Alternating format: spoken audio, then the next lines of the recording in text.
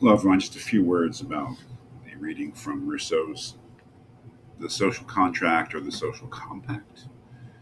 I think in this, yeah, social contract, but also called The Social Compact. I'm not going to try to really contrast Rousseau with Hobbes and Locke. It would take quite a, it would be quite an undertaking. Rousseau is a different sort of thinker than Hobbes or Locke, and he makes more sweeping statements. He has different interests and different emphases.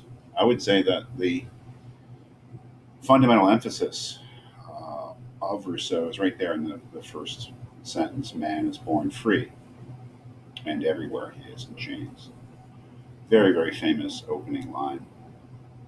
Kind of an immortal line in the history of Western philosophy: man is born free, and everywhere he is in chains. Very, very influential thought for the Enlightenment period, the Age of Revolution, the 19th century. And I don't think that notion that man is born free is alien to either Hobbes or Locke, especially Locke. But I don't think that either of them emphasizes it, puts such a heavy emphasis on it as Rousseau does. And it's that emphasis on freedom that we are by nature free. And that is our fundamental nature to be free. That gives the tension and drama and shapes the course of Rousseau's thinking. Because whatever he wants to do, he wants to be able to retain, for human beings in whatever the state they live in, to retain that freedom. And that's the paradox. How do you do that? Um, Man is born free, and everywhere he is in chains. One thinks himself the master of others and still remains a greater slave than they. How did this change come about? I do not know. What can make it legitimate? That question I think I can answer, and that's the question of legitimation. Um, we see a lot in in Rousseau about slavery and force. He says here, the strongest is never strong enough to be always the master unless he transforms strength into right. And it's that transformation of mere power or strength into legitimate power or right that uh, Rousseau is concerned with, and obedience into duty. Hence, the right of the strongest, which, though to all seeming meant ironically, is really laid down as a fundamental principle. But are we never to have an explanation of this phrase? Force is a physical power, and I fail to see what moral effect it can have. To yield to force is an act of necessity, not of will, at the most an act of prudence. In what sense can it be a duty? He's interested in that. How is mere force the right of the so called right of the strongest, which he considers to be a contradiction in terms, or just a mistake, not a contradiction, but just a mistake? Power and force do not confer right. Obedience to power is just bowing to necessity. It's not doing something out of duty. What he's interested in is how do we make the transition from a state of nature, which is a state where everyone's free, to a state where everyone is still free, but we have something like a government, a power, where we have a duty to obey it, not just that we obey it out of just a because we have no other choice. Um, yeah, I mean that's the problem, right? How do we have order and how do we have government and law and still retain our freedom? Um, yeah, because we can't totally.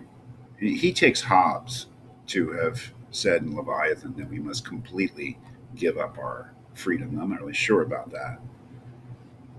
But for Rousseau, that's just monstrous. He says to renounce liberty is to renounce being a man, to surrender the rights of humanity and even its duties. So that is just not an option. So again, how do we then create a state, create a power that provides security without becoming slaves, without giving up our liberty? And he thinks that he has an answer, and that's why what he meant in the beginning. And that's the social compact or the social contract, and that's what's described in chapter 6, which bears some looking at in particular. social compact, he says, I suppose men to have reached the point at which the obstacles in the way of their preservation in the state of nature show their power of resistance to be greater than the resources at the disposal of each individual for his maintenance in that state. That is, at a certain point, as Hobbes and Locke would both agree, the state of nature becomes untenable. We no longer have the power to protect ourselves and perhaps our properties. So he says that primitive condition can then subsist no longer, and the human race would perish unless it changed its manner of existence. So for him, the social contract or the creation of the state is an inevitability. It's the only way that the species could survive. But as men cannot engender new forces, but only unite and direct existing ones, they have no other means of preserving themselves than the formation by aggregation of a sum of forces great enough to overcome the resistance. Now, this is very similar to Hobbes, the idea that by uniting our wills, uniting our powers, we create the artificial human, the artificial man, the Leviathan. These they have to bring into play by means of a single motive power and cause to act in concert. This sum of forces can arise only where several persons come together, but as the force and liberty of each man are the chief instruments of his self preservation, how can he pledge them without harming his own interests and neglecting the care he owes to himself? This difficulty, and its bearing on my present subject, may be stated in the following terms. The problem is to find a form of association which will defend and protect with the whole common force the person and goods of each associate, and in which each, while uniting himself with all, may still obey himself alone and remain as free as before. That's the trick. How do we create the state without losing our freedom and become remaining as free as before? That's quite a trick. This is the fundamental problem of which the social contract provides a solution. Well, what is that solution?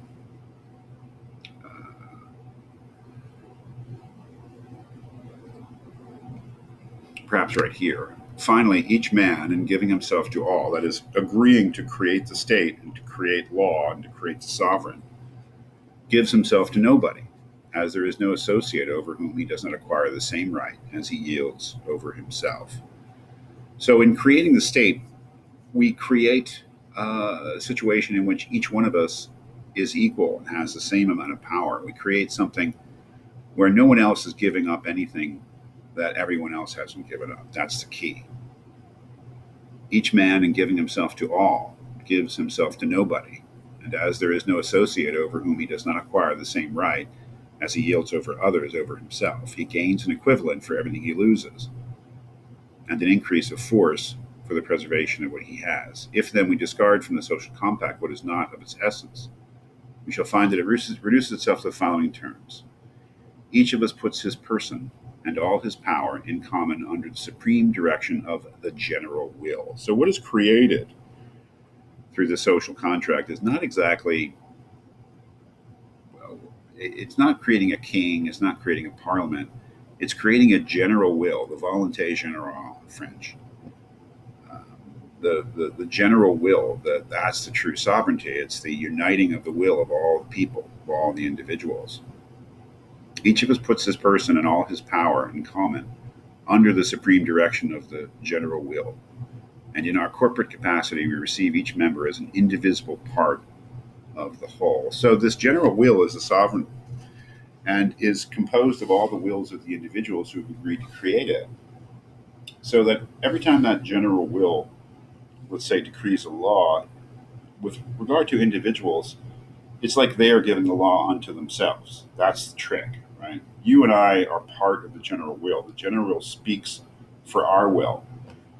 So when government, which can only be made legitimate through the general will, as being an embodiment of the general will, makes a law, it is a law that we're giving to ourselves. That's the trick. That's how we have security and government without giving up our freedom, because that government is only legitimate if it is controlled by a general will, so that what that general will decrees is just what each individual decrees for himself. That is quite an interesting idea, and really that's the great contribution. Whether it's the right political theory, most correct political theory, I don't know. But that's the great contribution of Rousseau, is to say that the only legitimate government is really self-government.